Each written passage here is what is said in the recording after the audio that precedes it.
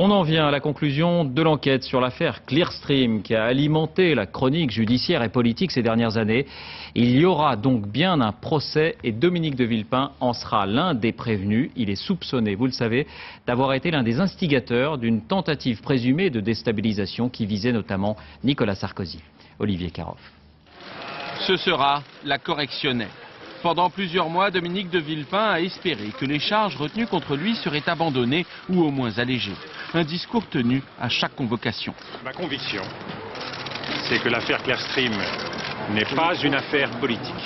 Pour les juges Duy et Ponce, l'ex-premier ministre doit comparaître pour complicité de dénonciation calomnieuse, complicité d'usage de faux, recel de vol et d'abus de confiance.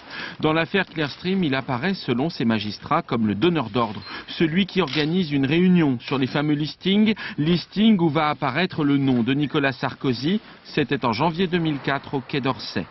Lui encore, qui aurait ordonné leur envoi à la justice alors que c'était des faux et qu'il pouvait le savoir. Le but, éliminer son rival politique. C'est l'intime conviction des enquêteurs, mais ils n'ont pas de preuves. Dans un communiqué, Dominique de Villepin parle d'instrumentalisation.